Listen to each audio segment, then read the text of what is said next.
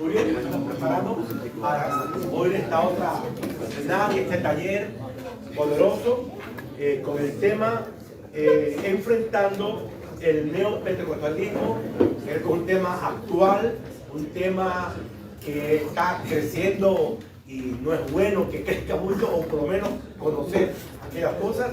Y para esto va a estar nuestro querido pastor Fabián Mena en la exposición, en la dirección de este taller. Lo recibimos con un fuerte, caluroso aplauso. Gracias, pastor Alejandro.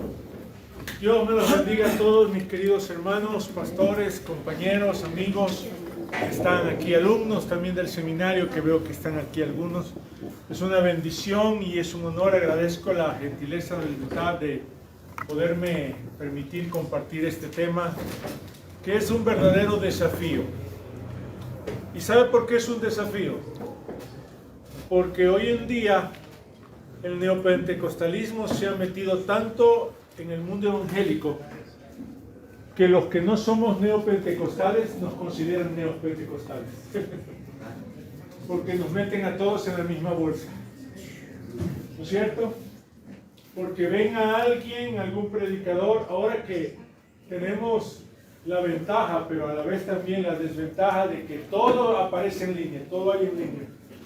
Usted encuentra un menú, pero exquisito de cosas en línea, y aparecen ciertos predicadores, ciertas personas, ciertas cosas raras, ¿sí o no? Raras, en todas partes del mundo, y dicen, así son los pentecostales. ¿No es cierto?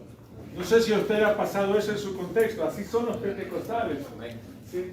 Y los no pentecostales de la línea tradicional, ortodoxa tradicional, dicen, ahí está, así son los pentecostales. ¿Sí?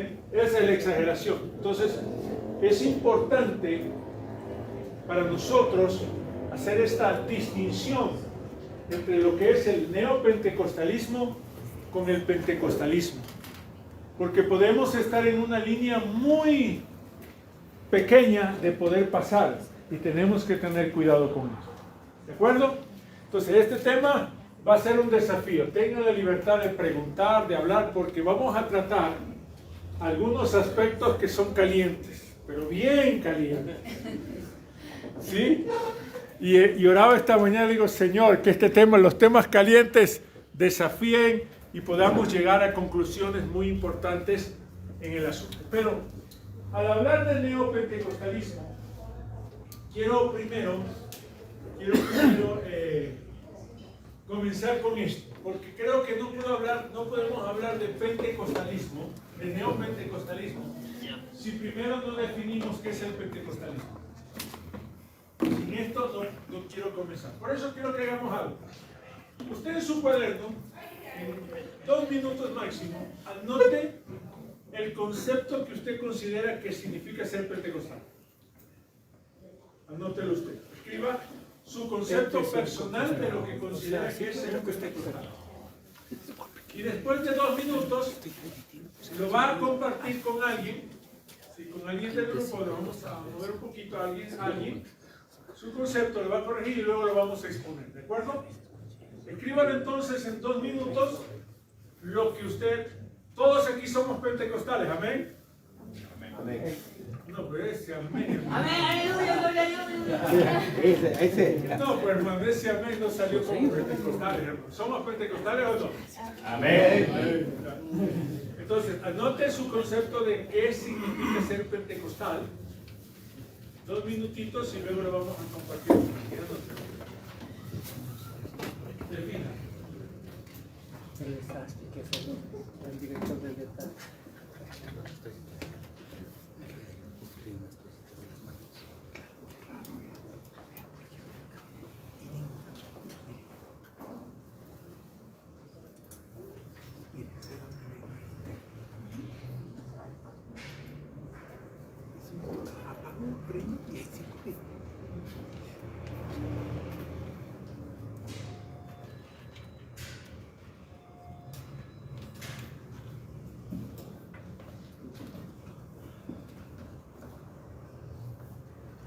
Todo con conservación.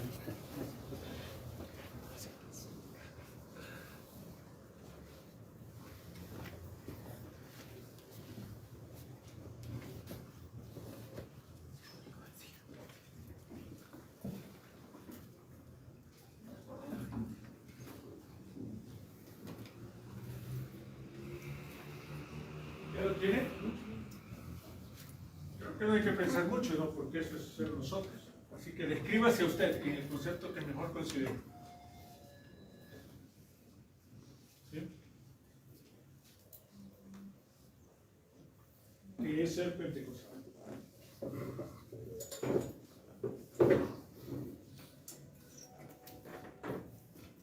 ¿O qué significa para usted el pentecostalismo? Ser pentecostal.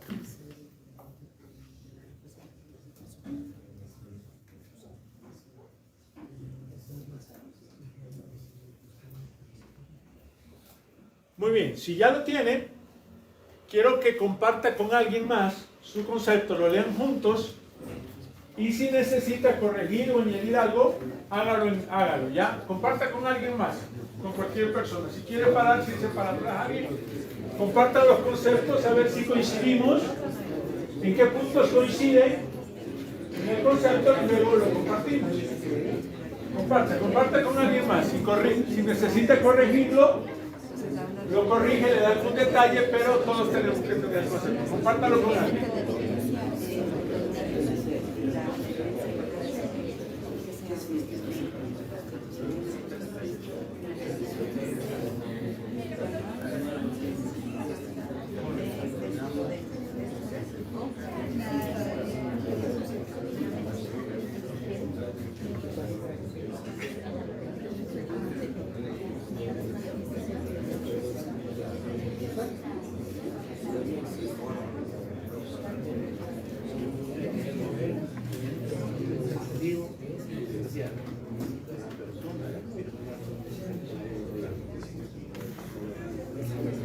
Quiere compartir con alguien más adicional, compártalo también, pero la cuestión es que tenemos el concepto para luego compartirlo en la clase.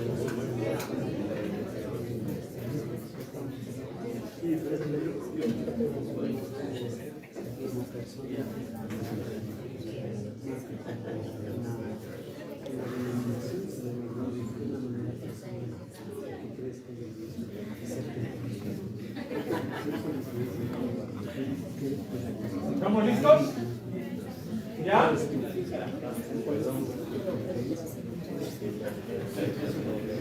¿Lo tenemos afinado ya? ¿Sí? ¿Estamos de acuerdo?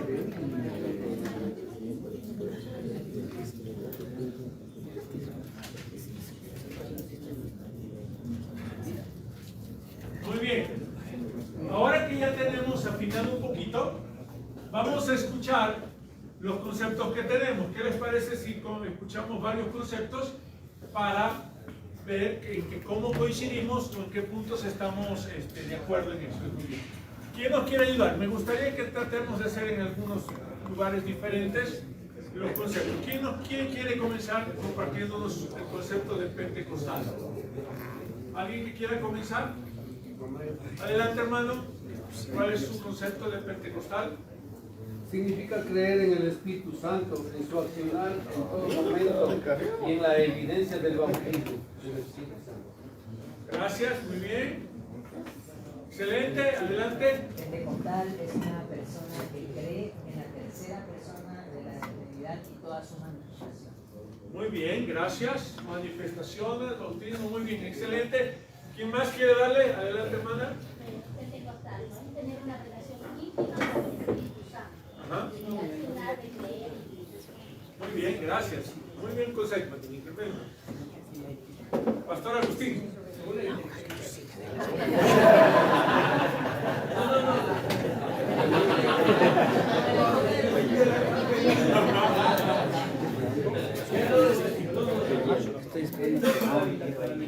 Aunque cada una, ser pentecostal es más que una afirmación, es una vivencia bajo la guía del Espíritu Santo. ¿Pero por qué se ríe? Usted mismo se ríe.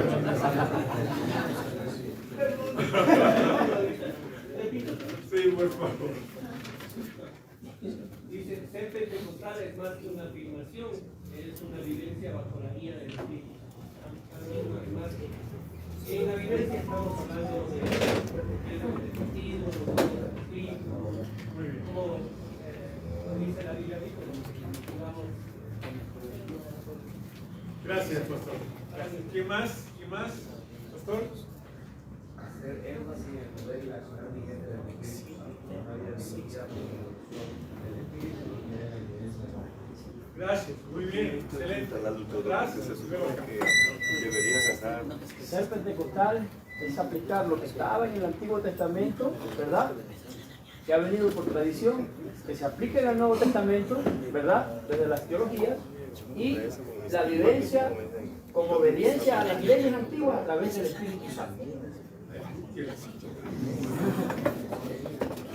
Todo un recorrido exegético por el Antiguo y el Nuevo Testamento.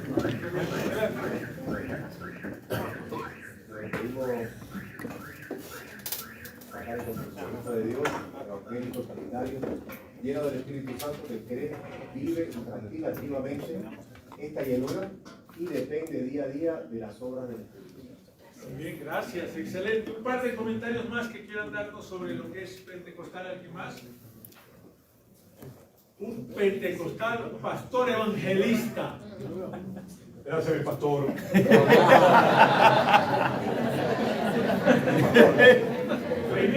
Primero, estar convertido. Segundo, haber experimentado el bautismo del Espíritu Santo y las señales sobrenaturales. Que no le corra cuando hay alguien con un demonio ahí que le haga frente. Ore por esa persona que necesita liberación en el nombre de Jesucristo. Muy bien, muchas gracias. Un concepto más para cerrar. ¿Alguien más que quiera cerrar con el concepto del pentecostalismo? ¿Qué significa ser pentecostal? ¿Alguien más? ¿Alguien más? Adelante, mi hermana, por favor. Es dejar libertad para que el poder del Espíritu Santo se manifieste en cada persona según el propósito. Muy bien, gracias. Muy bien, gracias. Creo que no podemos comenzar esta exposición sin tener claro lo que significa ser pentecostal. Porque no podemos hablar de neopentecostales si primero no sabemos lo que somos. ¿Cierto? Porque como yo dije, tenemos que hablar de la distinción entre lo uno y lo otro, ¿sí? Para que no nos metan a nosotros en el mismo saco. Entonces, yo he puesto aquí un pequeño concepto que puede cambiar, puede ser que no estemos de acuerdo o cambiamos alguna cosa. Pero hay varios elementos que considero que es importante enfatizar en el pentecostalismo. El primero es el bautismo en el Espíritu Santo con evidencia de hablar en nuevas lenguas. Ese es el principio fundamental del pentecostalismo. Un pentecostal cree firmemente que el bautismo en el Espíritu Santo tiene una evidencia única. ¿Cuál es? El hablar en nuevas lenguas. Eso no cambia. Ese es nuestro principio. Y ténganlo presente porque va a llegar un momento en que esto vamos a entrar a... Cuando hablemos de algunos movimientos del neopentecostalismo, esto empieza a jugarse en ese momento. ¿Cierto? Lo segundo, creemos firmemente en el uso y el ejercicio de los dones espirituales. ¿Es así o no es así? Creemos en el uso y el ejercicio de los dones espirituales. Aún nosotros creemos que los dones ministeriales o los 5 ministerios mencionados en Efesios están vigentes. Lo creemos. ¿Sí? Ya vamos a hablar de este punto más adelante, ¿no es cierto? Creemos en eso. Otra cosa, ¿qué es parte fundamental del pentecostalismo? La sanidad divina. La sanidad divina es parte de nuestras raíces pentecostales. ¿Sí? Yo recuerdo que siempre, cuando me cuentan los pastores antiguos de la vieja guardia, ¿cierto? Que cuando llegaban era trabajar en sanidad divina, era parte de los cultos de todo el tiempo en las iglesias. Entonces, nuestra esencia es que creemos en la sanidad divina y en los milagros, ¿o no es así? Amén. Somos pentecostales porque creemos en ese mover de sanidad divina en la iglesia, ¿cierto? Sí está. El siguiente, ser pentecostal habla de una evangelización activa. ¿Correcto? O sea, los pentecostales somos evangelistas. Yo recuerdo que alguna vez creo que el pastor Pepe contó, o alguien más, que se convertían en esos tiempos, se convertían y dice, ok, ya te convertiste, listo, anda al parque. ¿Tú creo que alguna vez lo contaste? Claro, en esa década, estamos hablando del 80, siempre se realizaban grupos. Ajá. No sé si el pastor Alejandro recuerda, grupo 1, grupo 2, grupo 3, en los jóvenes. Y la idea era evangelizar en cualquier parque. Y luego reunirse en una casa y continuar con ganando almas para Cristo.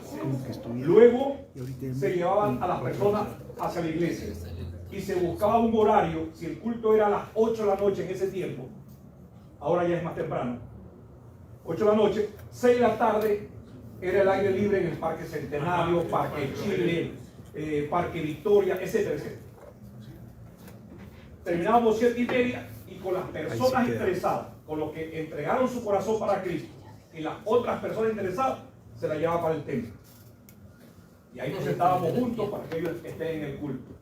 Y luego ellos continuaron, hermano. Así es. Y ahí, entonces, miren ustedes, la esencia o el ADN de la iglesia pentecostal, como la Asamblea de Dios, era el evangelismo. O sea, un pentecostal también es activado en el evangelismo y en el servicio cristiano. ¿Correcto? En el servicio cristiano. Entonces, tenemos puesto estos pequeños aspectos. No sé si alguien quiere añadir algo más o consideren que nos falte algo más que es parte de nuestra esencia pentecostal. Solo como testimonio, cuando íbamos al parque, porque muchos no crecimos, nuestras primeras predicas no fueron en el púlpito, fueron en el caso en el parque, sí, en el teatro La Marín o en diferentes. O nos llevaban a orar en los hospitales, o ahí es donde nos discipulaban. Así es. O sea, era un discipulado práctico. No era un discipulado, primero te doy el curso y luego vamos a practicar lo que te enseñé en el curso. No, primero era la práctica y luego nos enseñamos. Entonces, había una frase que repetían las personas que no eran de Dios. Decía, cuidado, ahí vienen los pentecostales. Porque lo escuché en los parques, porque también había bautistas en los parques, Iglesia Alianza en los parques también, pero eso ya se perdió, porque de pronto, yo voy a decir por mí, cometimos el error como pastor de encerrar a la gente en las 4 paredes de la iglesia. Y personalmente ahora estoy tratando de rectificar y hemos retomado el salir a las plazas, a los parques, a compartir la palabra y lo estamos haciendo.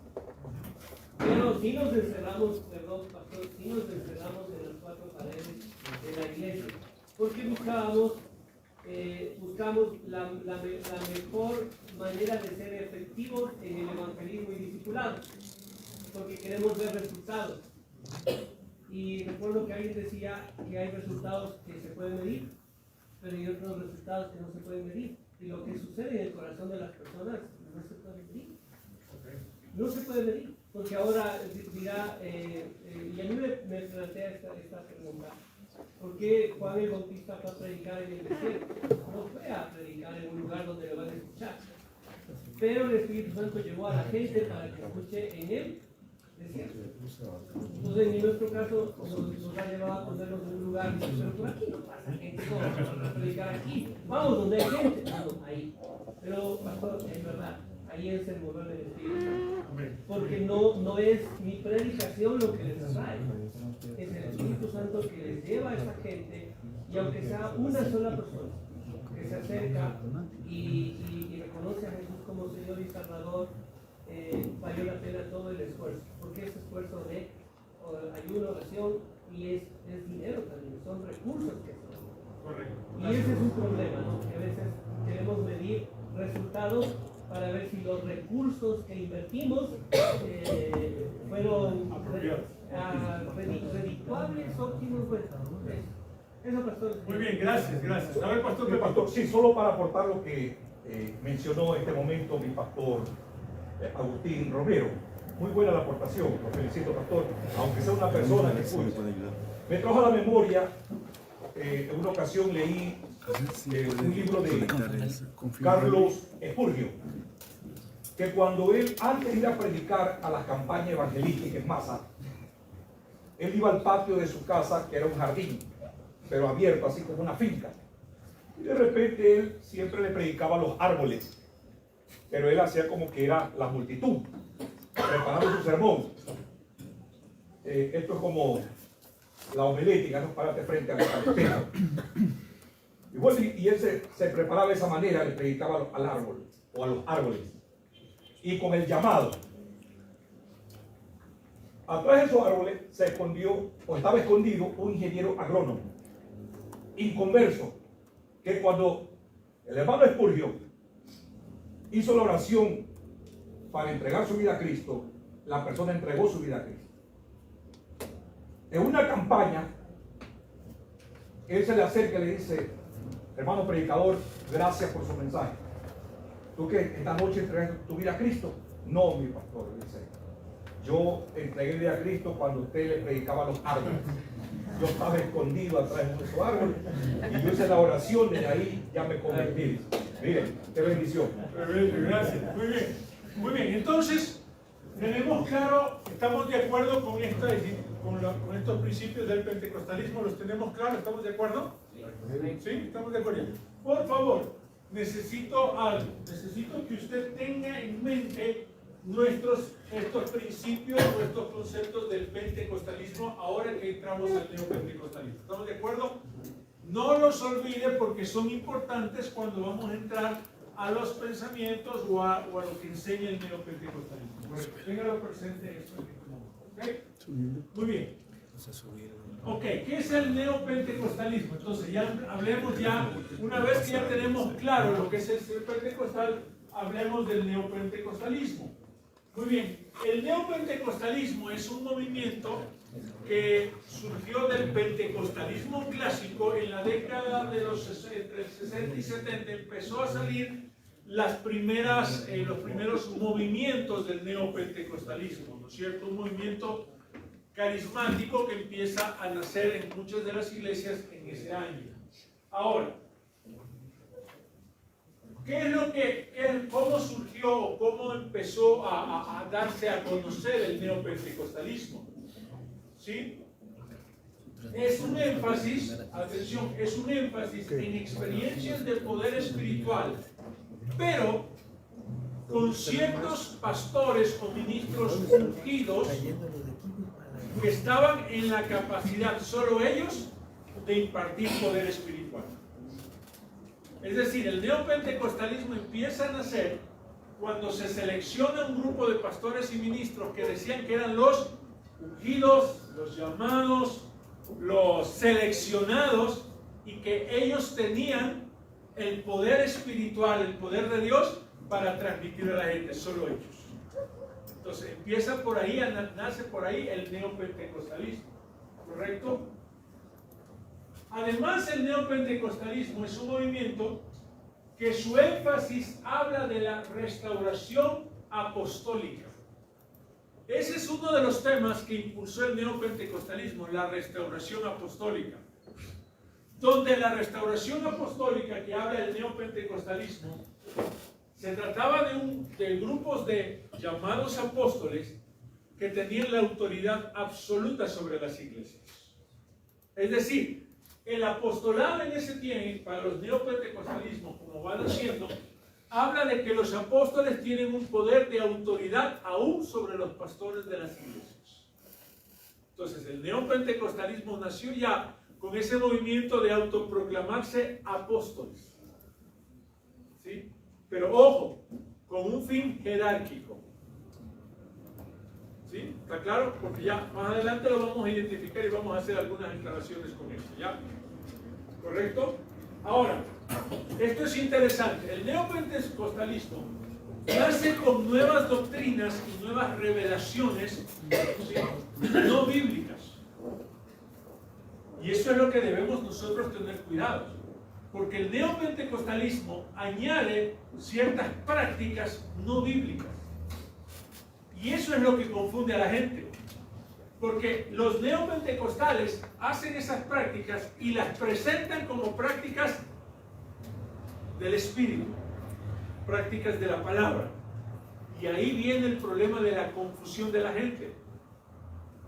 ¿Estamos claros? Hablamos hace un momento de la importancia del discipulado, ¿sí o no? Entonces, la escasez de discipulado en la iglesia hace que estas prácticas y nuevas revelaciones se metan en las iglesias y se las acepten como bíblicas. ¿Estamos? ¿Correcto? Ahora, lo interesante es que el neopentecostalismo introduce también, como lo estoy poniendo en la pantalla, nuevas doctrinas o influencias de la psicología, la metafísica y aún tiene la influencia de la nueva era. ¿Sí? En prácticas y en costumbres que el neopentecostalismo practica. ¿Sí? Ya es común, por ejemplo, ver a cristianos usando cierto tipo de amuletos. ¿Sí me explico? Eso es práctica neopentecostal en la nueva era, ¿correcto? Entonces ya hay un problema ahí. Ahora, lo interesante es que nosotros vamos a discernir que el neopentecostalismo no se enfoca en la doctrina, sino en qué se enfoca. En la práctica, en la experiencia. ¿Sí? Nosotros, ¿de dónde partimos? De la doctrina nuestra. Y la doctrina nos lleva ¿a dónde? A la práctica. No, el neopentecostalismo pone en énfasis ¿a qué? A la praxis. ¿Sí me explico? Es decir, si algo, aunque pueda estar fuera de todo orden, pero resulta, se hace. ¿Sí me explico? O sea, algo que quizás no esté enfocado en el orden, pero veo que la gente le gusta, quiere, anhela, y veo que hay un poco de alboroto y todo lo demás, digo, esto se va. Y lo uno a qué cosa? Y lo uno a mi práctica, ¿no? Es como los que somos maestros del seminario enseñamos la diferencia entre lo que es una exégesis y una eisegesis, ¿se acuerdan? ¿Sí? ¿Recuerdan los maestros del seminario? La eisegesis, ¿qué es? Es buscar ir a la Biblia bajo mi concepto personal para encontrar algo que supuestamente se aplique a lo que yo pienso. Eso es lo que hace la nueva era. Busca que la Biblia supuestamente les confirme lo que ellos quieren que les confirme. ¿Estamos claros? ¿Sí? Y el neopentecostalismo se separa del evangelismo bíblico tradicional. Porque ya vamos a hablar que hay unos puntos que hablan de evangelismo. El evangelismo no se asienta para el neopentecostalismo en una conversión. ¿Sí? Entonces aquí tenemos que no hay una conversión, ¿no es cierto? Sino que más bien se habla de ciertos intereses que pueden haber dentro del neopentecostalismo. ¿Está claro? Ahora, lo interesante es que no existe abiertamente escritos directos del neopentecostalismo. O sea, no hay neopentecostales que escriben. ¿Sí me explico? No hay, o sea, ¿qué hablamos ahora? Creo que Fausto lo dijo en un momento, tenemos que escribir y tenemos que mencionar haciendo. ¿Sí? Por ejemplo, yo estoy haciendo para terminar la facultad, estoy haciendo mi trabajo, preparando todo voy a hacer una investigación sobre la teología de la prosperidad. ¿Qué tan cierto es la teología de la prosperidad? ¿Sí? Estoy preparando todo para hablar de la teología de prosperidad. Teología, ¿verdad o engaño? La prosperidad. Entonces, nos hace falta escribir. El neopentecostalismo no escribe. No, es exacto, no existe argumentos. Sino que ¿en qué se basa? En lo que me resulta y lo que me conviene para un mega crecimiento, a eso voy. No importa lo que sea. ¿Vamos? ¿De acuerdo? Esto de manera general es lo que estoy presentando como neopentecostalismo. Amado. Pastor, una idea con la intención de aportar. El neopentecostalismo como tal, ¿verdad? Es una corriente y se lo asocia simplemente al comportamiento, al dogma o a la doctrina, ¿sí? Que va en relación o en diferencia a lo que hace un evangélico pentecostal. Ahora, si esto realmente solamente se queda como aplicación doctrinal para el comportamiento de la fe, sería estrecharlo y no evidenciar la dimensión que tiene este alcance. Le digo por qué. Porque si aceptamos que el neopentecostalismo está allí y se evidencia de esta manera como lo he descrito, de la misma forma está impactando en la forma de administrar la iglesia.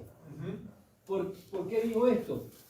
Porque es fácil señalar, juzgar dentro de la doctrina y el comportamiento del individuo, pero cuando se trata de señalar el comportamiento de la administración de la iglesia o la administración de la institución, de la organización, ahí ya no existe neopentecostalismo. No, también está metido allí y es un enano escondido que está manipulando ciertas decisiones posiblemente, ¿no es cierto? Yo sé que acá no pasa por otros lugares. ¡Saca ese enano!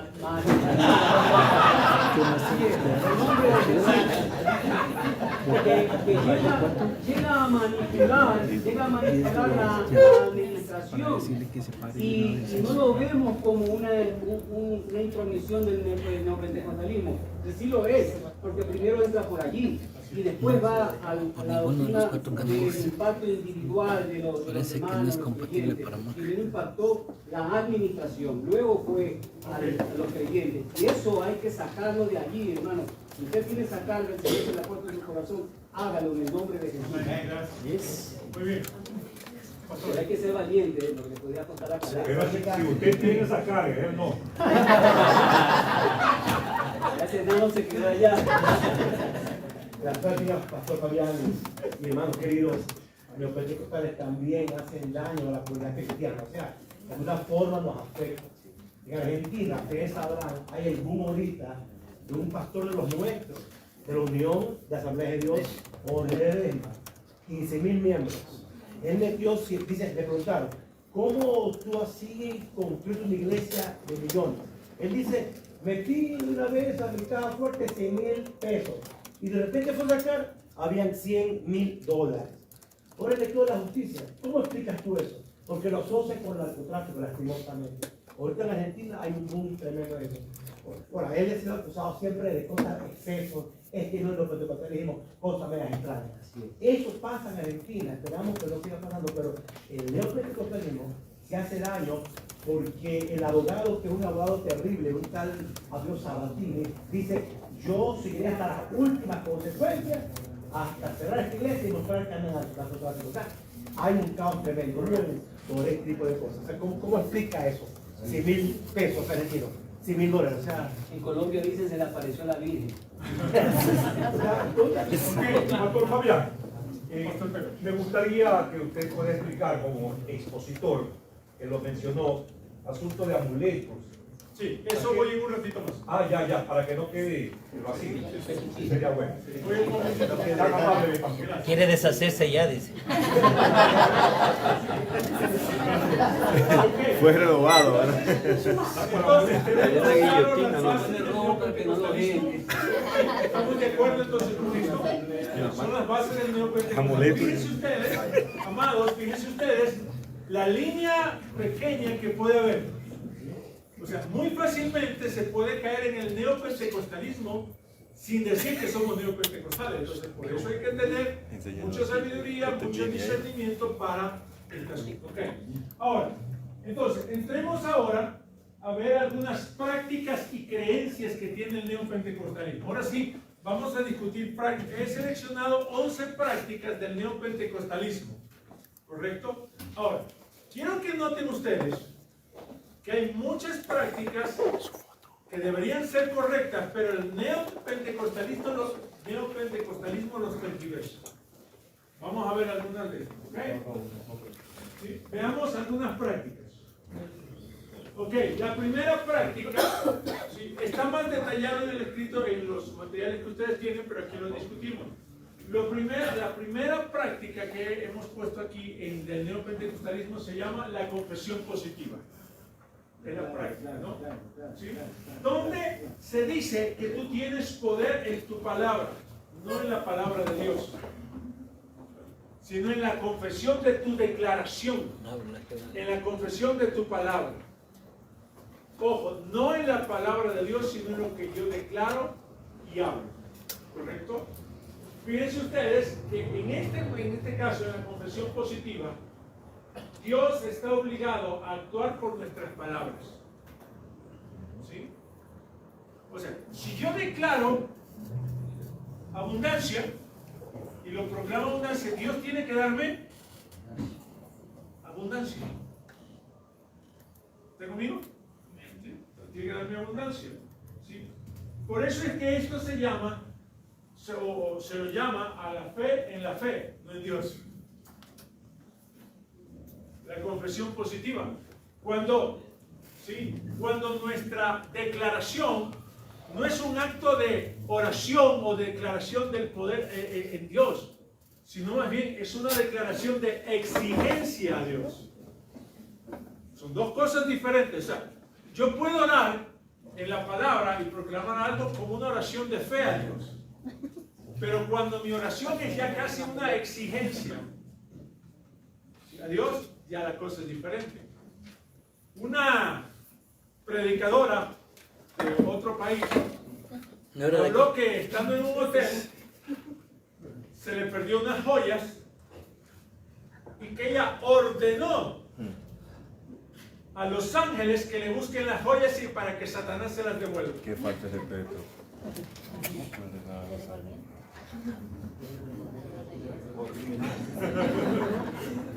¿Sí me estoy explicando? O sea, cuando el neopentecostalismo nace, cuando nuestra oración de declaración no está basada en una promesa de la palabra y en nuestra fe en Dios, de que si su voluntad la quiere dar o no la quiere dar, sino en una exigencia que Dios tiene que hacerlo. Otro predicador habló y se puso ciertos vestidos haraposos y dice, ¿cómo le puedo hablar de riqueza y de abundancia siendo haraposo y así? Declare ahora que Dios le va a dar. Y Dios tiene dinero, cuentas y yo no sé cómo es que se puede decir que de repente con algo así, de repente las cuentas de repente se multiplican. Son declaraciones. ¿Estamos? Entonces, el primer aspecto del neopentecostalismo siempre nace con una confesión positiva. ¿Okay? Una declaración de exigencia de Dios. ¿Okay? Vamos. Segundo aspecto. El segundo aspecto es fuerte. Es fuerte. ¿Cuál es el segundo aspecto de esto? ¿Cuál es? La prosperidad financiera. La prosperidad financiera. Sí. El neopentecostalismo siempre te va a hablar de un éxito material como señal de fe. Es decir, para el neopentecostalismo, la pobreza es una maldición terrible y la escasez es una situación que no eres un hombre de fe, un hombre de Dios.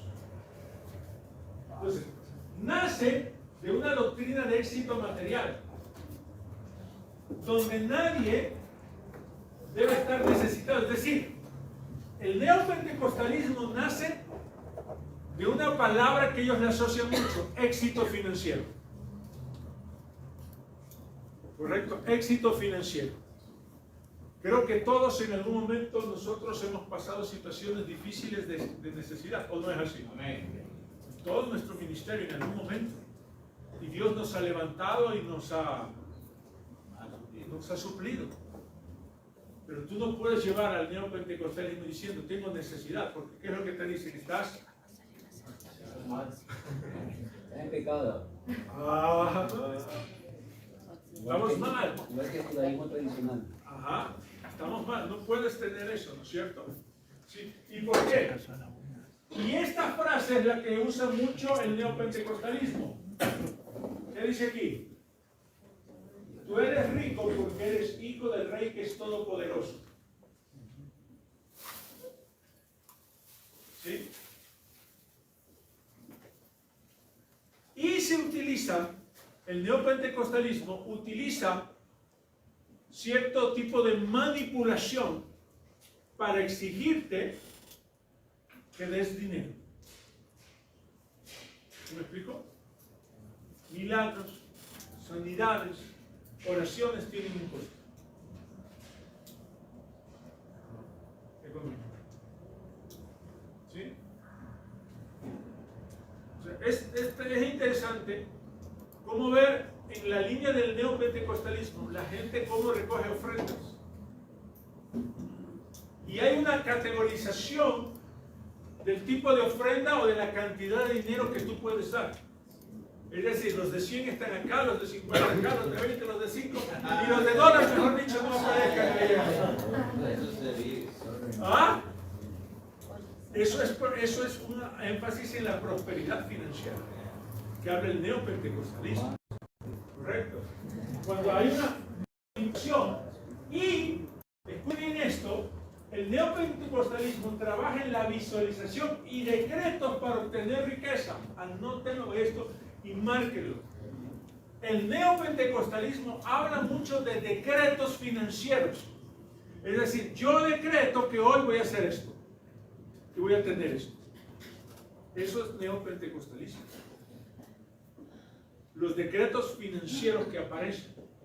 Repito, todo esto está basado no en una confianza o en una dependencia de Dios, no, sino en una manipulación y en un trabajo que se hace a la gente para que pueda entregar o dar las grandes donaciones que tiene. ¿Vamos? Entonces, uno de los aspectos con los cuales trabajamos es, y un principio muy particular de esto, es que los grandes ministerios se sostienen con grandes donaciones que se le exige a la gente. ¿Ya? Los grandes ministerios en el movimiento neopentecostal se sostienen siempre con la exigencia de grandes donaciones. ¿Ya? Eso es neopentecostalismo. Y yo digo, nuestros directores del seminario luchando para financiar el seminario. Que no declaran. ¿Ah? No declaran nada. Bueno, ese es el problema. No hay una institución que regularice esto. Simplemente es un movimiento que se ha infiltrado dentro de la iglesia. Movimiento fuerte. ¿Sí? Y como dice el pastor Alejandro, hoy también se está viendo a muchos pastores que se están descubriendo las irregularidades financieras. ¿Sí? ¿De dónde aparece este dinero? ¿De dónde puedes comprar esto? ¿De dónde compras el otro? ¿De dónde tienes? ¿Sí? Porque el neopentecostalismo no mira si tienes un arrepentimiento genuino verdadero, sino que si tú dices, si llegas y dices, yo tengo que aportar tanto, pero yo quiero esto. Listo, venga.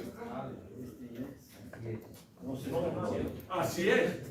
Yo tengo tanto. ¿Sí? Como no sé si a alguno de ustedes le habrá pasado alguna vez que en la iglesia dijeron, pastor, yo no quisiera que hagas esto, que cambies esto, porque si no, entonces voy a dejar de diezmar aquí en la iglesia. ¿Sí me explico? Manipulación, correcto. Eso es el neopentecostalismo. Y nosotros tenemos que combatir. Entonces, cuando la gente de afuera ve eso, ¿qué dice? Ah, yo por eso no me hago evangélico. Por eso es que todos los pentecostales son así, solo sacan la plata. Y por eso Satanás ha usado tanto. Para querer influenciar en el mundo, en la iglesia evangélica. ¿Sabe qué es lo que está queriendo decir? ¿Qué es lo que quiere Satanás influenciar en la iglesia? Que ya no se diezma. ponga atención y dése cuenta que los mensajes y la influencia del último tiempo es: no tienes que diezmar. ¿Sí se ha dado cuenta? Que porque diezman, que porque diezman, que porque diezman, que los pastores son ladrones, que no hay que diezmar, que el diezmo es del Antiguo Testamento, que no diezman, que no diezman, que no diezman. Eso no es verdad, que eso está pasando en las iglesias, en las ciudades. Se está diciendo, ya no diezman, ¿por qué? Porque son ladrones. ¿Por qué? Porque la gente está mirando este tipo de influencia del neopentecostalismo y le asocian a todos los que tenemos una sana doctrina. Entonces hay que tener cuidado y hay que identificarlos. ¿Estamos? Pastor Fabián, Adelante. el doctor Adrián Rogers, Ajá. de larga data trayectoria, en sus materiales de... Sáquele el nano de ahí.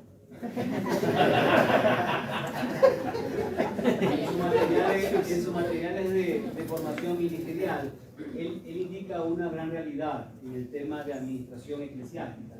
Él indica que las iglesias pierden su rumbo para lo que fueron llamadas, no por la doctrina o el cambio de doctrina, sino por la mala administración de aquellos que han sido designados a administrar. Y muchas veces se premia al que mal administró aquí, lo pone en otro lugar para que siga administrando. Y ese es un círculo ocioso que promueve la inadecuada administración. Y no se trata de tener la sana doctrina, sino de retener la administración adecuada de los recursos. Muy bien, excelente, gracias. ¿Estamos? Ahora, otro elemento del neopentecostalismo es el movimiento de la lluvia tardía. No sé cuántos han escuchado el movimiento de la lluvia tardía, pero déjame explicarles. Están basados en la profecía de Joel 2:23. ¿Recuerdan que dice la profecía de Joel 2:23 que habla del derramamiento del Espíritu Santo? ¿Sí o no? Correcto. Pero ojo, el neopentecostalismo enfatiza que hay un nuevo derramamiento de Joel 2:23 y una nueva restauración de la iglesia. Ojo, con manifestaciones espirituales, señales espirituales que no están en el Nuevo Testamento. ¿Sí? Y en este movimiento de la lluvia tardía y de el nuevo derramar del Espíritu Santo, es donde la iglesia ha infiltrado este tipo de amuletos, señales, cosas, oraciones especiales, qué sé yo. ¿Sí? ¿Estamos? Entonces, donde se habla de que existe un nuevo derramamiento. ¿Y cuál es el problema de esto, queridos? ¿Cuál es el problema de esto? Al hablar de un nuevo derramamiento, estamos echando abajo ¿qué cosa? ¿Cuál es una de nuestras doctrinas fundamentales? El bautismo del Espíritu Santo con hablar en lengua.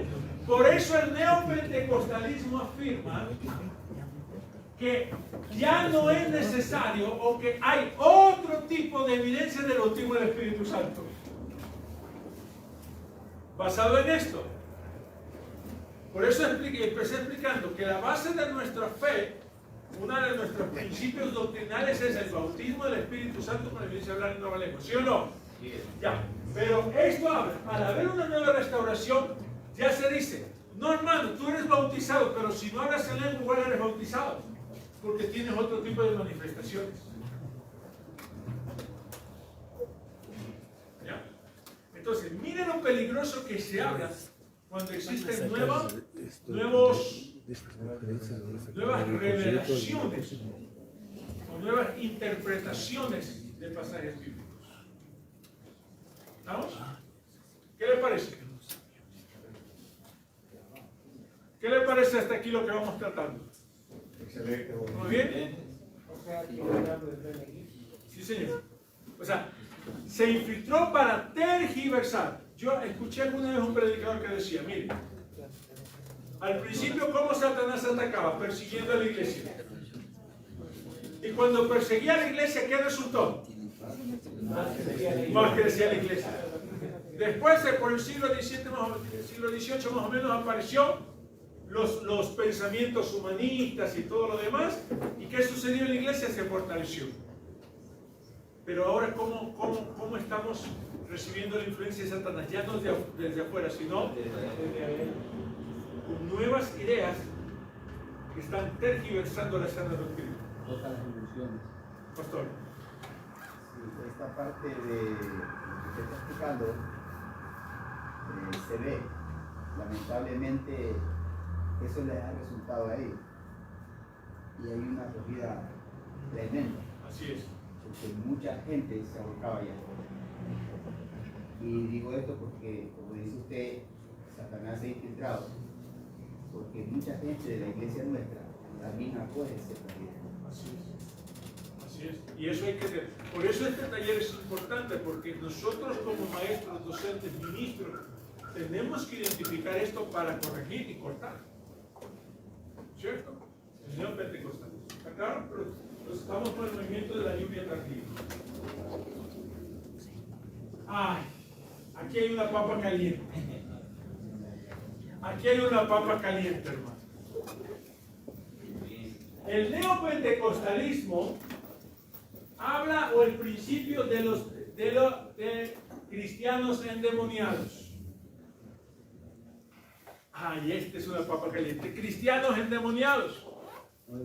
Enseñan que los cristianos pueden estar poseídos. Aquí aparecen los famosos enanos.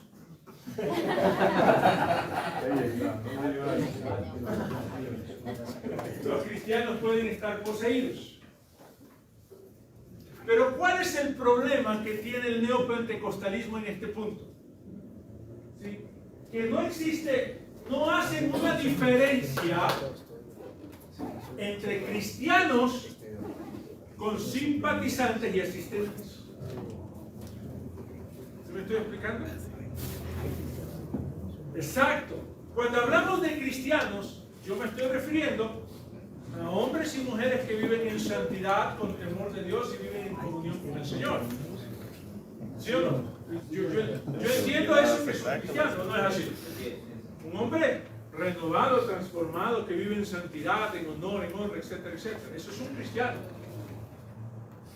Pero dígame una cosa, en nuestras iglesias, ¿cuántos simpatizantes o cuántos asistentes van? Bastante. Cristianos que no han sido renovados, no han sido transformados. Aún personas que repiten la oración. Ustedes saben, ustedes conocen,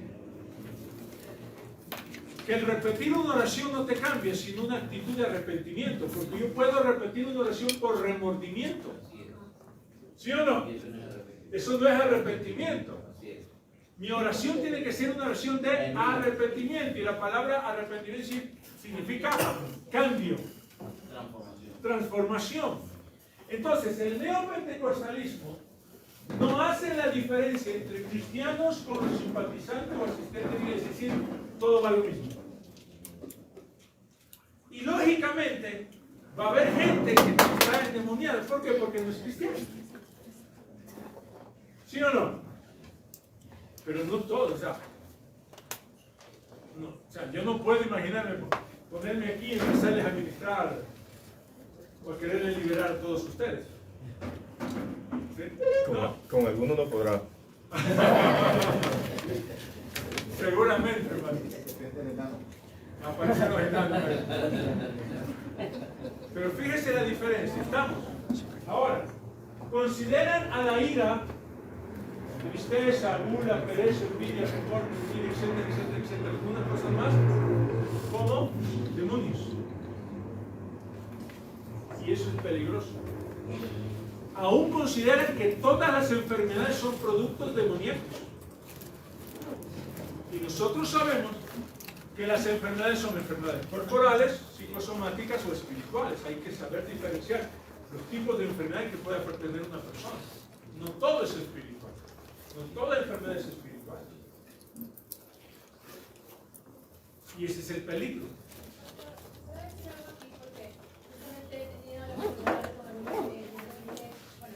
No, hay muy pocos, ¿no? Se los digo. Gracias a Dios, para ellos que me han dicho muy abiertamente, tienen un problema. Por ejemplo, tuvieron un familiar, que estamos con su abuelo, tuvieron un asunto muy fuerte, ¿no? Que les quebró.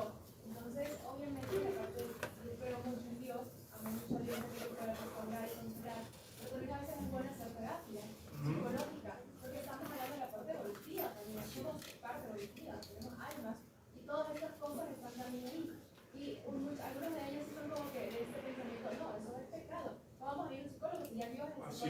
Correcto. O no vamos a ir al doctor si ya Dios me va a sanar. Lastimosamente a veces creemos. Así es. Por eso es que siempre es importante nosotros identificar qué tipo de enfermedad tiene la persona. Primero, puede ser enfermedades corporales, o sea, propias del cuerpo, que son productos de resfriado, cansancio, vejez, etcétera, etcétera. Segundo, la pastora, como es psicóloga, sabe que hay enfermedades psicosomáticas, mentales, que son productos de alteraciones, ¿no es cierto?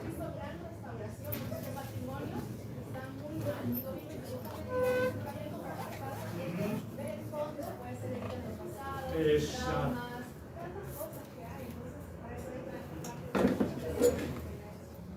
Hay algo ahí en la psicología tiene que ir con Dios.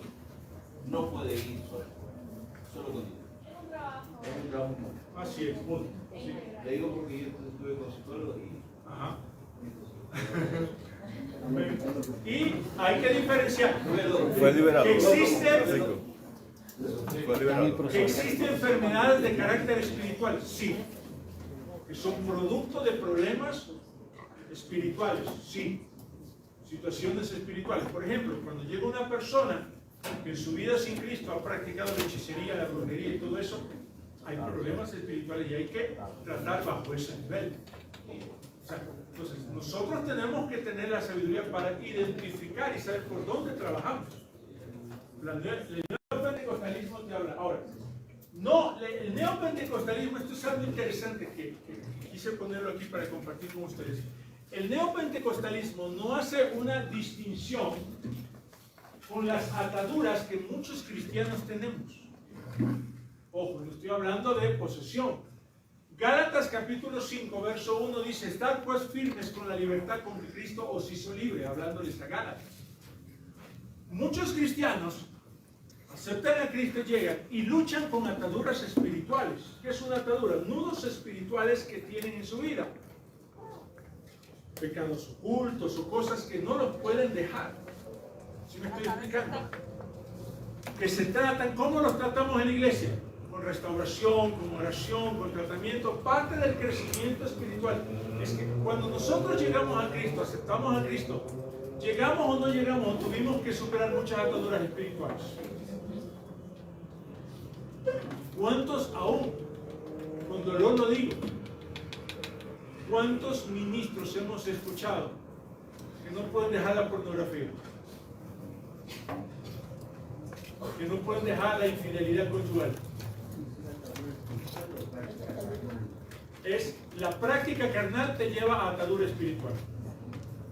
O sea, una práctica carnal. Por eso Pablo en Gálatas, ¿qué dice? Estas son las obras de la carne. Dice: anden en el espíritu y no satisfagan los deseos carnales. Si tú revisas el pasaje, el contexto te dice que las prácticas carnales te van a llevar a ataduras en tu vida. O sea, si yo practico la pornografía, entonces me ato a la pornografía y necesito ser tratado en esa área espiritual. Exacto, pastor. Exactamente, en este caso ya en el mundo espiritual. Sí me estoy explicando, ¿no es cierto? Sí, estamos ¿Eso se trata con liberación o es un asunto de carácter?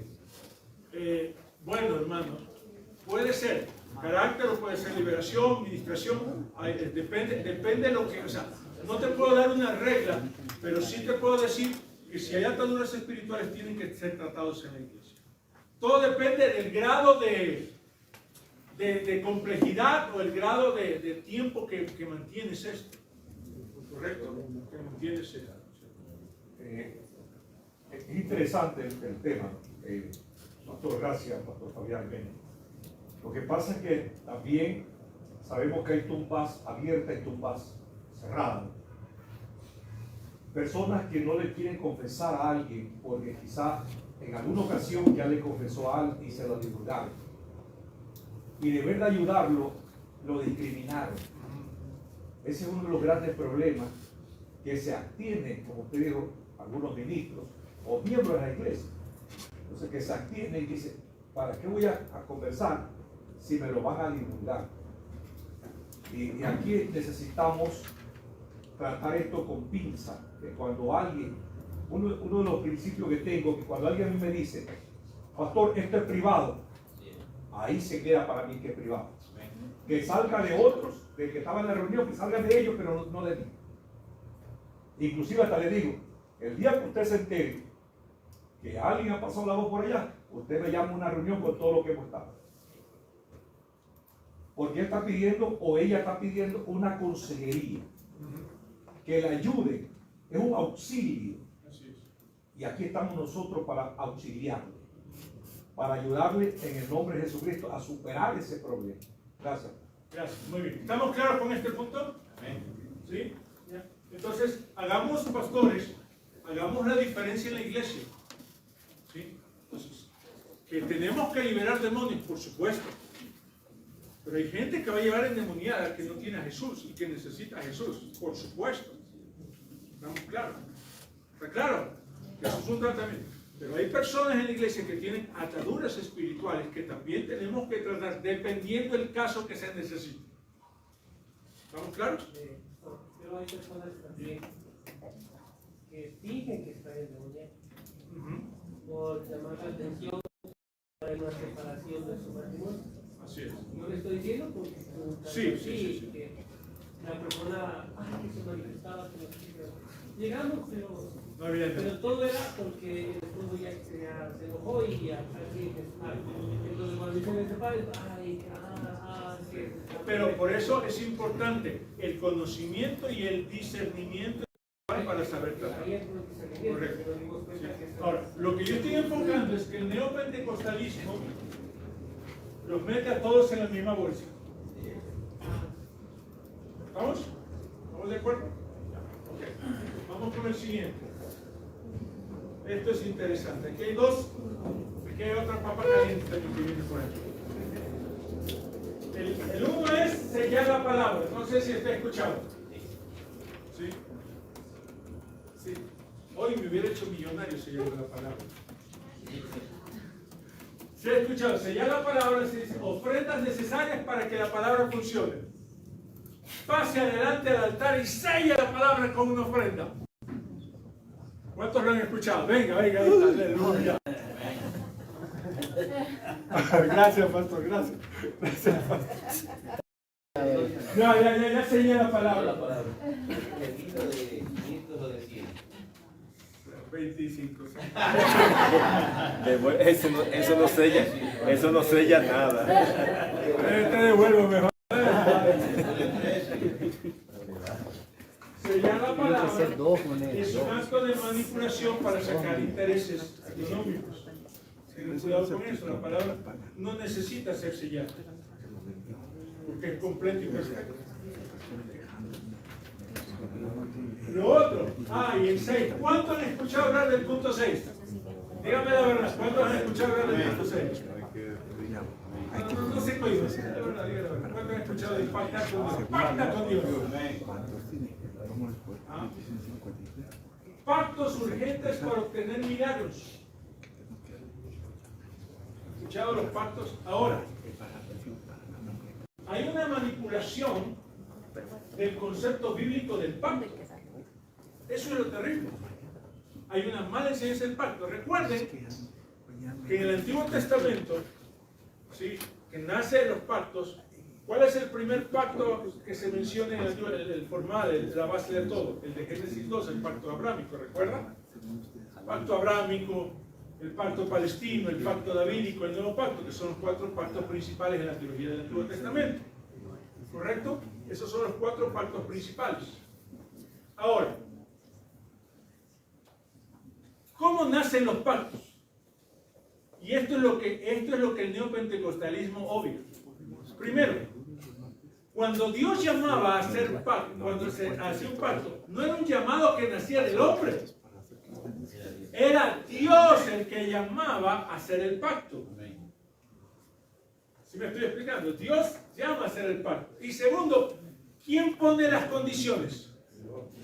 Dios siempre ponía las condiciones. ¿Por qué? Porque en el Antiguo Testamento el pacto de las condiciones la pone el mayor, el de más alto rango, no el menor. ¿Sí me explico? O sea, si yo soy el más alto, si yo soy el mayor, soy el más fuerte, yo pongo las condiciones. Por eso Dios le dijo a Abraham, tú vete de la tierra, haz esto, y yo te voy a bendecir. ¿Qué era lo que tenía que hacer Abraham nada más? ¿Qué cosa? O usted encuentra en alguna parte que le dice a Dios, yo pacto contigo, Señor, y yo quiero esto. Entonces, el neopentecostalismo no hace una diferencia entre lo que es pacto o promesa. La promesa es algo voluntario que yo hago. Dios, algo voluntario, sin condiciones a Dios.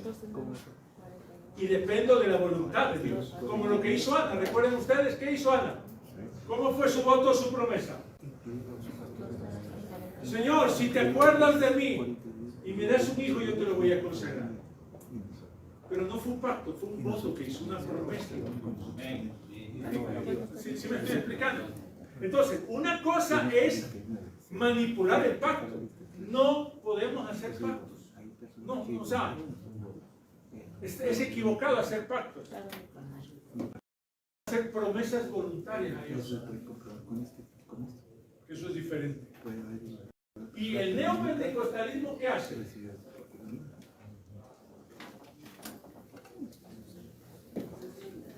Manipulación emocional y sexual. ¿Sí? ¿Estamos bien o no? Tengamos mucho cuidado con el pacto que hace el neopentecostalismo. Y por eso es que las iglesias que hacen, o los predicadores que hacen los pactos, cuando escucha la gente eso, dice, pero estos evangélicos, estos hermanos, estos pastores son ladrones, sinvergüenza, que sí que por aquí por allá. Otro aspecto es, ¿cuál es el punto 7? Maldiciones generacionales. Pecados de antepasado que afectan al creyente, ¿sí? Y que requieren diagnóstico espiritual y se enfoca más en lo ancestral que en la redención actual. Ahora, si bien es cierto que hay situaciones emocionales o espirituales que tienen que ver con heridas del pasado, que tienen que ser tratadas oportunamente, no significa que todo el tiempo tenemos maldiciones generacionales. Y eso hay que identificar. ¿Sí? Entonces, hay o no hay situaciones que llegan los cristianos con ciertas situaciones emocionales del pasado. ¿Sí? Pero una de esas es una maldición generacional. Y eso hay que tener cuidado. ¿Estamos? ¿Sí? ¿Estamos de acuerdo? Totalmente. Muy bien. Excelente. Vamos ahí, ¿cierto? 8. Ya voy a terminar esta. Porque aquí viene una papa caliente, termina 8. Pastor, permítame. Yo pienso de que cuando una persona llega a ser creyente, hijo de Dios, nacido de nuevo, rompe toda generación que esté atrás. Y no puede continuar. Por parte de un creyente, no ya no debe ser un término más generacional. Pero hay que ver y todo eso, todas esas cosas. ¿Está claro? Está bien lo que dice, sino que en realidad, en la práctica, a veces con la experiencia de las personas, viven ciertas cosas que les lleva a creer lo que está bien. Abuela divorciada, mamá divorciada, ¿no es cierto? Nieta divorciada. Entonces, no, pues es una maldición generacional. Entonces, porque se repiten ciertos patrones de conducta en los abuelos, los padres, los nietos, los hijos se van con maldición y tienen que y acuden para que los pastores rompan esas maldiciones. Esto en realidad puede ser otro tipo de... Hay muchos factores que tenemos que identificar. Pero la gente vive eso y cree, porque al escucharle a un pastor que predica esto, obviamente lo hace con una convicción lastimosamente la gente cree por falta de conocimiento. Así es. Muy bien. Pastor Fabián, adelante. En el punto 7 que estamos ahorita hablando, dice el doctor Daniel Machea, que para evitar este tipo de manifestaciones que se prolonguen, de maldiciones generacionales, en el cristianismo, dice él, el cristianismo debe posesionar que lo que ocurre en nuestra vida son solamente consecuencias lógicas de nuestra vida ordenada o de nuestra vida desordenada. Que esa palabra hay que introducirla en el cristianismo para que se deje de estar manifestando este tipo de maldiciones generacionales. Porque si en Cristo estamos, nuevas criaturas somos. Amén. Gracias, Padre. Vamos con otro, el punto 8. ¿Qué dice ahí? Reforma apostólica y profética. ¿Sí? ¿Y cuál es el punto central que tiene el neopentecostalismo? Que pone al apóstol y al profeta por encima de la autoridad pastoral en una iglesia. ¿Sí me estoy explicando? O sea, nosotros creemos que los 5 ministerios están vigentes. Amén. Creemos en eso, que los 5 ministerios están vigentes.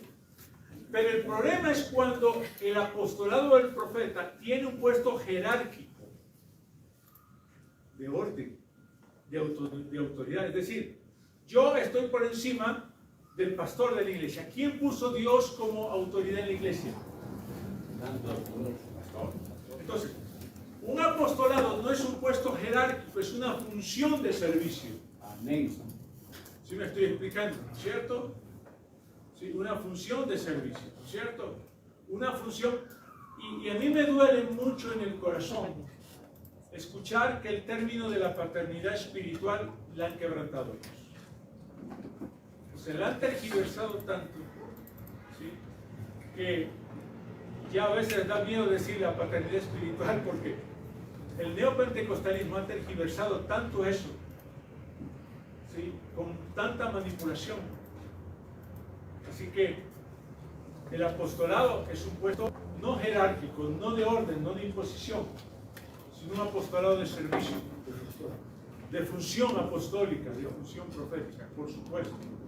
Y la diferencia está en el puesto jerárquico. Pastor Agustín. Sin mencionar nombres, un pastor amigo de otra denominación. Nunca desaparecerá. Un profeta en su iglesia. Y obviamente algunas cosas aparentemente estaban cumpliendo, la gente le reconocía como profeta. Pero un rato hoy profeta, hoy se acerca donde el pastor le dice, mira, tienes que pegarme la iglesia. Porque en el orden del ministerio, Dios constituyó primero apóstol, luego profeta, luego evangelistas, luego pastores. Entonces, tienes que pegarme la iglesia porque yo tengo que tener aún más autoridad. Lo curioso es que el pastor que vino a consultar esto era una pastor que tenía más experiencia que yo en el ministerio, que me consulta. Mi hermano, hay un texto en la Biblia que es bien claro. No existe otro texto que diga obedezcan a los apóstoles, obedezcan a los profetas, obedezcan a los evangelistas. Pero sí hay un texto que dice obedezcan a los pastores. O sea, la Biblia es clara. Vamos por ahí. Y obviamente el pastor no le entregó la iglesia. Ese profeta la creyó. Se llevó a su gente, los que le creyeron, y se quedó con, obviamente, con la creencia. Pero el asunto aquí también es regional. Si usted está hablando de papas calientes, yo le voy a poner una papa más caliente. Hacer esas papas. Hagamos pero vea, pastor, esto del movimiento apostólico, y creo que digan nuestras autoridades, ojalá que no me pongan en disciplina. Sí, amén, varón, sí, amén. Para que pero a veces han invitado personas. Pero que digan, en la Asamblea de Dios, viene ahí alguien apóstol, y en contra de lo que nosotros como Asamblea de Dios creemos. O sea, perdone, sin dar nombres, ya eso pasó, en el pasado.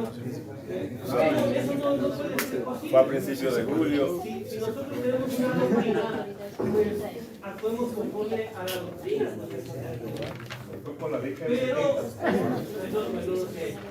Pero cuando ya invitan a alguien, dice que el apóstol tal, y el apóstol tal, perdónenme, los iglesias de asamblea de dar nombres, por supuesto, que quiero aplicar el corazón de nadie, pero llaman y lo primero que ponen es invitado, como invitado el apóstol tal. Entonces, ¿qué está pasando? Porque en realidad estamos hablando en contra, pero también a veces se promociona eso. Y al final, a veces ni siquiera no podemos controlar muchas veces esto, y hay miembros de nuestras congregaciones que se enteran por amistades que tienen y asisten a esos ¿cómo se llaman? Congresos, es el término. Porque ahora estamos usando ese término, a los famosos congresos, donde el principal orador es el apóstol tal. Entonces, perdónenme, en alguna medida estamos propiciando para que esto se dé. La distorsión no solamente viene de afuera, sino que en la misma denominación se está dando esto porque permitimos. Espero que no se copie. Está bien, no vamos a dar más comentarios de esto.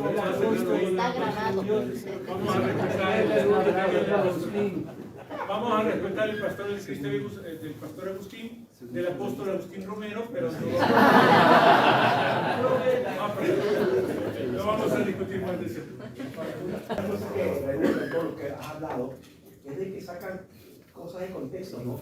Y se toman como lo de Joel, lo de que primero apóstol, o sea, versículos aislados, que no ven el contexto por el cual se toma. Esa es una mala interpretación que tiene. Siempre toman algo para eso. Como David, el movimiento del LGBT, toman la iglesia homosexual, toman el hecho de que David amaba a pero lo saca así. Totalmente de lo que estamos hablando. Pastor Fabián, primero, solamente para... Pero esto ya depende también del punto doctrinal de cada ministro y la formación que tenga cada hermano, cada pastor.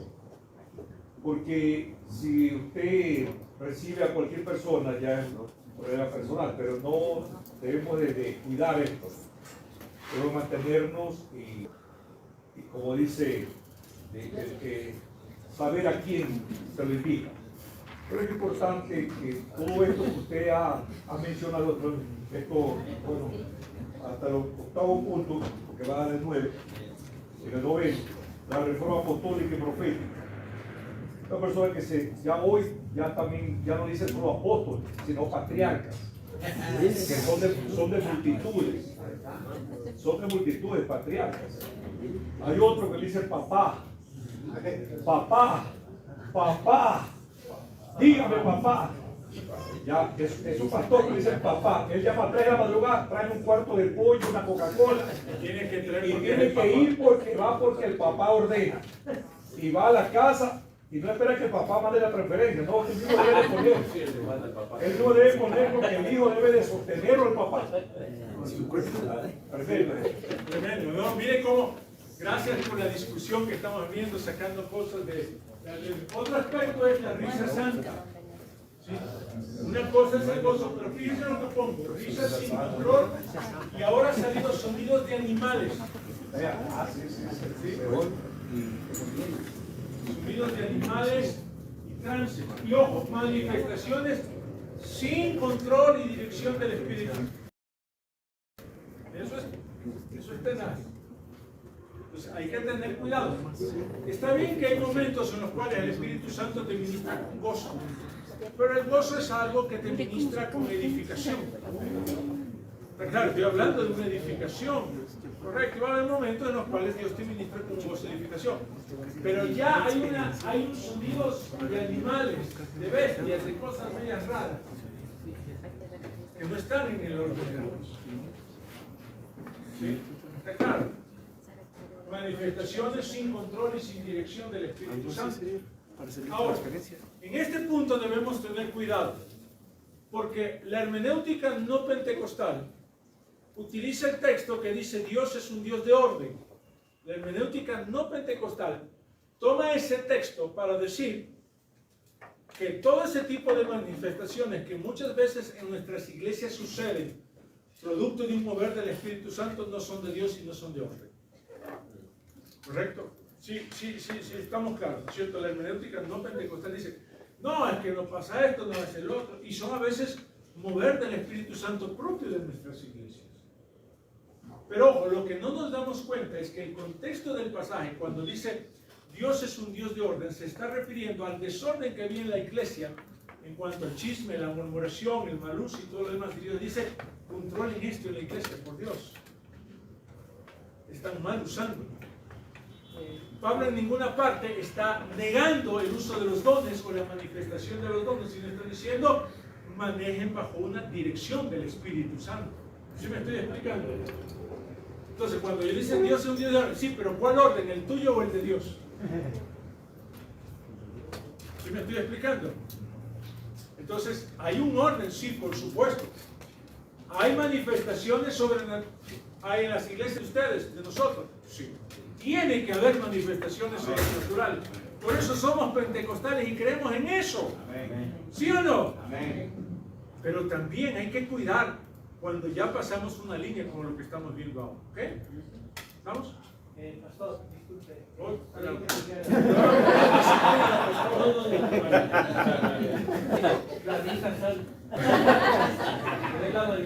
El pastor Pepe me está haciendo señas que te va a cortar la cabeza.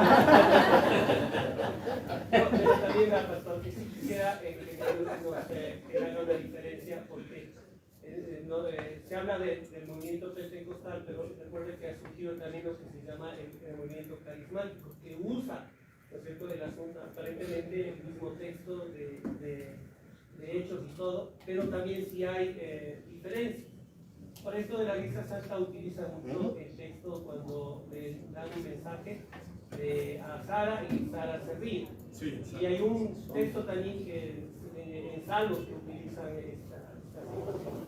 Entonces, sí sería bueno si podría tal vez una diferencia entre el pentecostal y el carismático, porque a veces, de recuerdo, hay iglesias no solamente independientes, iglesias de Asamblea de Dios, pero ven un dato, usaron iglesia carismática pentecostal de Asamblea de Dios. Ahora, tenemos que hacer una diferencia, vale la pregunta que hace el pastor Agustín. Nosotros también creemos, somos carismáticos en el uso de los dones en la iglesia. Pero ojo, ¿cuál es el asunto? Tenemos que identificar para qué fueron dados los dones.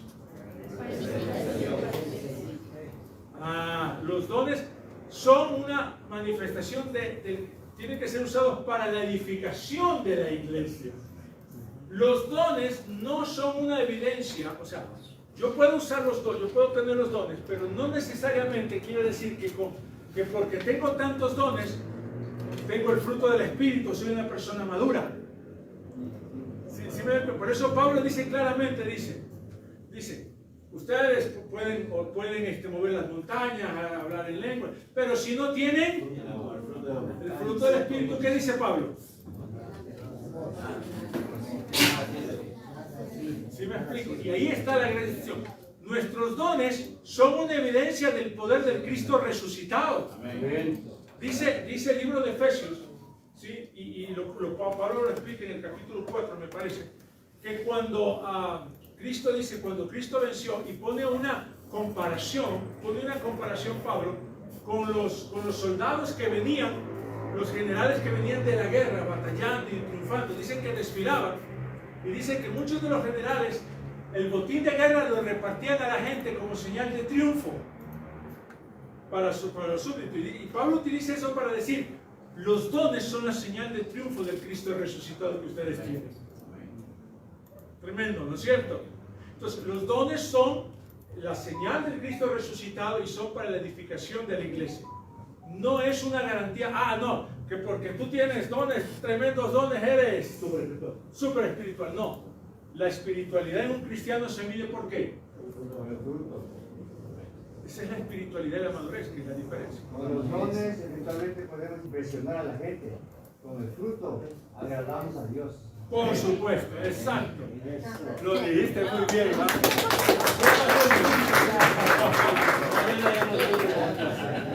Ok, vamos terminando porque si no se nos acaba el tiempo.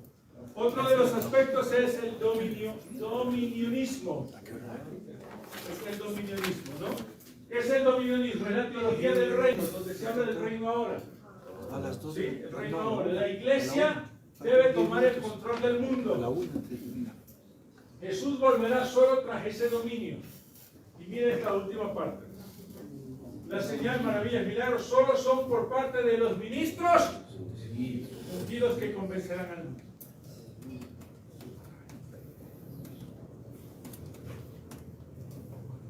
Nosotros creemos, como parte de nuestra doctrina, ¿cuál es el evento que nosotros esperamos? El rapto. Ahí acabamos todos. Nosotros somos premilenialistas, pretribulacionistas. Nosotros somos pretribulacionistas. Creemos que la iglesia se va antes de la tribulación. Somos pretribulacionistas. Y ese es el evento que esperamos, el rapto de la iglesia. ¿Sí? ¿De acuerdo? Espero que todos nos encontremos arriba, hermano. Amén. Amén. Ahí lo quiero ver al pastor Agustín preguntando.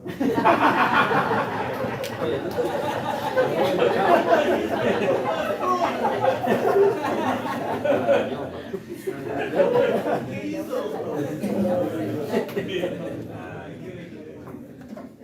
Okay. Y finalmente, ya para ir cerrando, porque falta un poco más, el postmilenialismo es la creencia, el postmilenialismo es la creencia que Jesús está en el momento de su ascensión a los cielos y ahora está reinando a través de la iglesia. ¿Han escuchado usted que dice la iglesia reina, proclama, que gobierna, ¿cierto? Según esta doctrina, Jesús no regresará hasta que transcurra un periodo significativo de gobierno cristiano en el mundo. ¿Sí? Tomar los gobiernos, las naciones, tenemos que hacer. Esto también es parte del neopentecostalismo. ¿Estamos de acuerdo? Sí, postmilenialismo. Bueno, Disculpe, pastor. te disculpo, pastor Agustín, una vez más. Quizá la última, pero por ejemplo, no sé si para un rato sea posible, porque sí sería bueno que se ponga en este estudio, o si después nos puede mandar, cuáles son los teólogos de este movimiento neopentecostal. Es que no existen teólogos de este movimiento. No, recuerda que no hay una teología de este movimiento. No hay respaldo de nada. ¿O cuáles son los? Sí, son personas que toman ciertas decisiones, pero no hay una teología ni una doctrina. Tú no vas a encontrar una teología de esto, no vas a encontrar una doctrina, no vas a encontrar un escrito de esto. No existe. No hay. ¿Sí me explico? Ellos han sido sagaces. Fabián, Sí. acerca del postmilenialismo, hay un libro que se llama Introducción Crística al Antiguo Testamento. El autor es apellido Archie. Él habla acerca de las cuatro escuelas, ¿verdad?, de Apocalipsis, de la corriente que menciona aquí. Una de esas es esta. Y ahí hay una interpretación de esto que yo veo que se cumple totalmente, en donde se hace entender a ciertas personas que están puestas en autoridad y que deben ir por el gobierno local, porque la iglesia tiene que dirigir y gobernar los gobiernos, es decir, los poderes de un estado. Y eso, últimamente que se produjo un acontecimiento que se movilizaron muchas iglesias a nivel nacional, incluso se recogieron firmas de algunos líderes de organizaciones para que los representaran. Y esta persona, este grupo, está utilizando esta representación para decir que representa a toda la iglesia en el Ecuador evangélica. Y este grupo son los que están moviendo, posesionando en el Congreso, en las prefecturas y promueven esto. Y es tan sutil que no nos damos cuenta, porque muchos líderes de organizaciones religiosas han firmado documentos diciendo que este grupo los respalda y todavía el documento está vigente. Entonces también somos parte de, porque caemos en el desconocimiento. Muy bien, gracias, pastor. Tremendo, ¿no? Muy bien. Bueno, hasta ahí hay muchas cosas más, pero hemos seleccionado las principales, ¿cierto? Y le hemos contextualizado.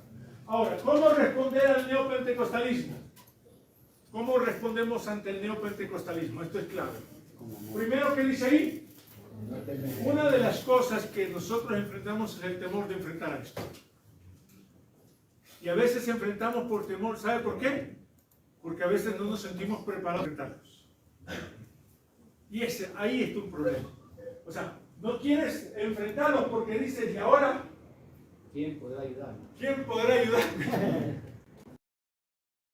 ¿Cómo enfrento? Entonces, primero, no tener temor, sino enfrentar este tipo de movimiento. Segundo, ¿qué dice? Velar y orar, por supuesto, ¿no es cierto?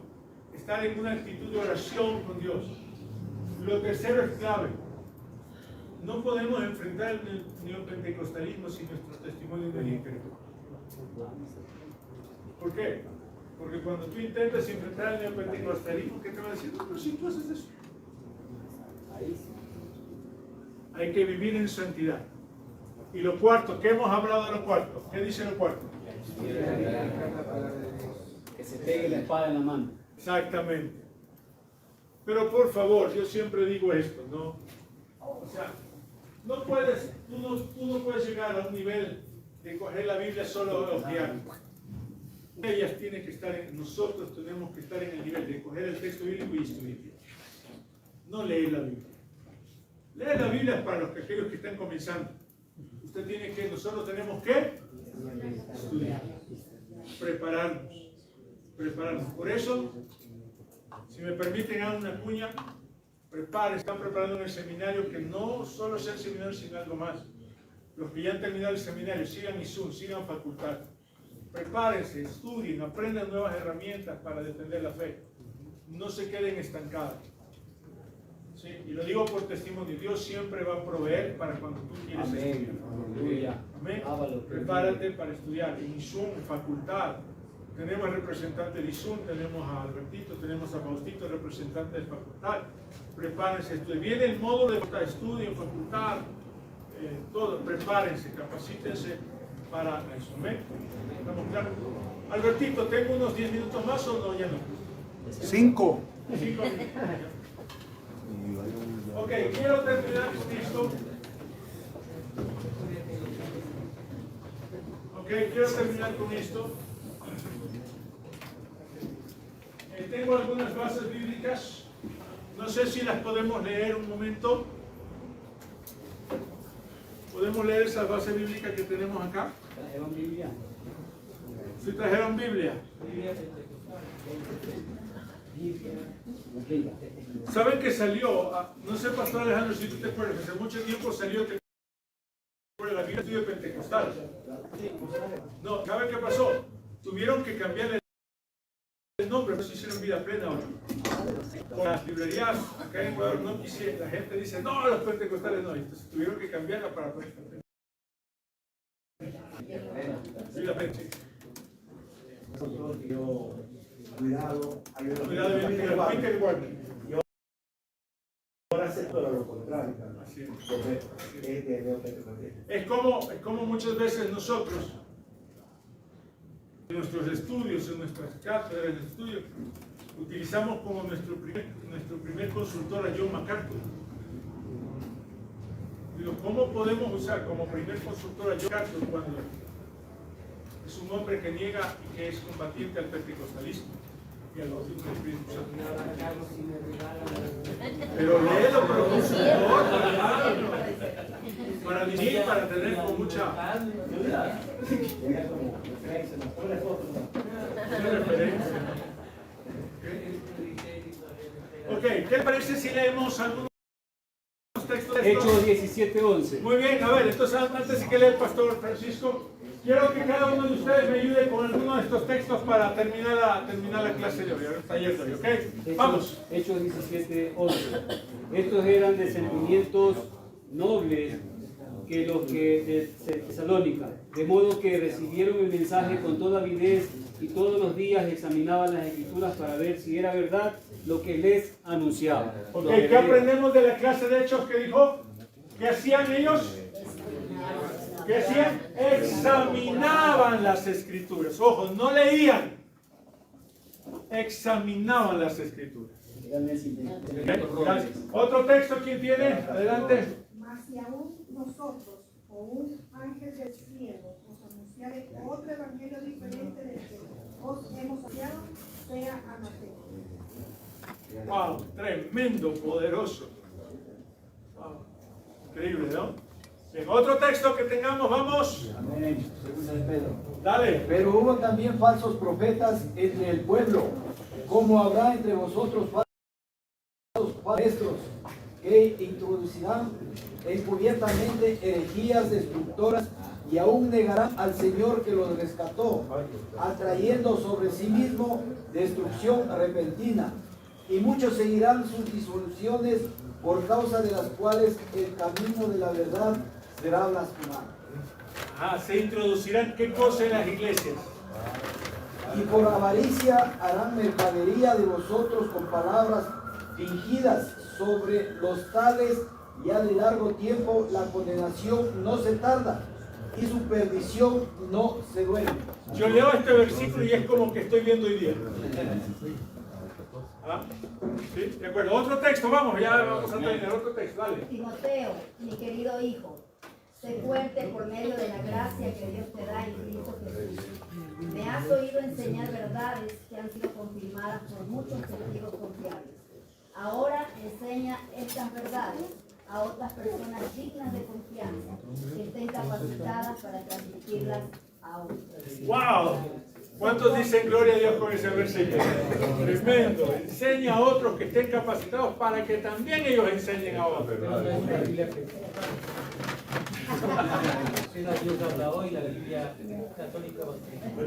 Dale, otro texto, vamos. Dale. Romanos 16, 17. Mas os ruego, hermanos, que os fijéis en los que causan divisiones y tropiezos en contra de la doctrina que vosotros habéis aprendido y que os apartéis de ellos. Mire, apartéis de ellos. Muy bien. Otro texto, vamos, terminemos. Judas 3, ¿alguien leyó Judas 3?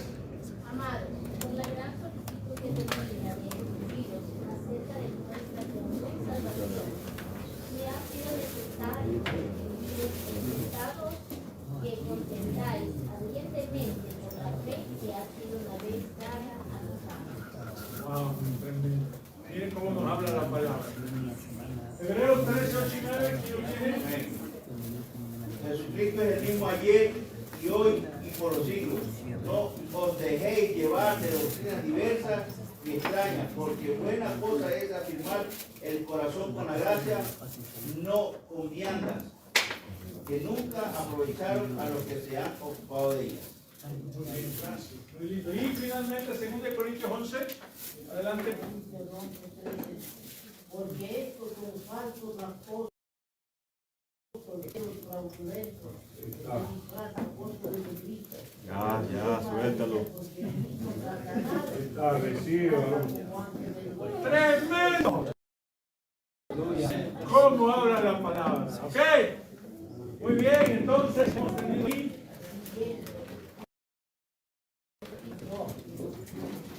¿Qué? ¿Quién quiere concluir algún detalle más que se nos pase a terminar? ¿Alguna conclusión que quieran dar? Que ya no sea el pastor Agustín ahorita, sino otra persona.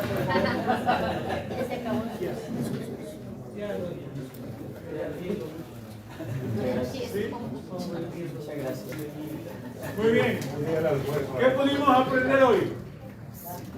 ¿Qué pudimos aprender hoy? ¿Estamos luchando con el neopentecostalismo, sí o no? Estamos luchando con eso. Por favor, pastores, ministros de Dios, no tengamos temor. Luchemos contra esas falsas enseñanzas que se filtran en la iglesia y cuidemos la sana doctrina. ¿Amén o no? Amén. Cuide la sana doctrina y sobre todo enseñe al pueblo la sana doctrina, que es lo único que va a cuidar para enfrentar al neopentecostalismo. ¿Amén? Amén. Dios les bendiga. Déjenme terminar con una oración y con eso terminamos esta parte. Padre, gracias por esta preciosa mañana que nos has dado. Gracias por tu palabra, que es luz en medio de tanta tiniebla que puede haber en el mundo, Señor.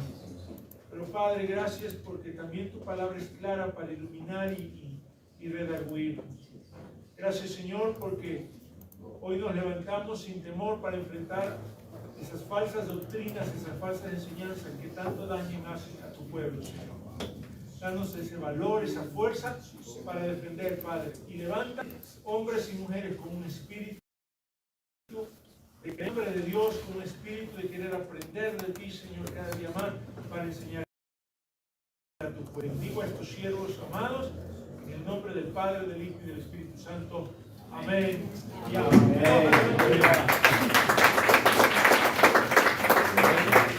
Vamos a hablar sobre los alimentos. Pastor, que no haya orado, que ore por los alimentos. Padre, gracias por los alimentos que vamos a servirnos, que sea provecho para cada cuerpo y comparte también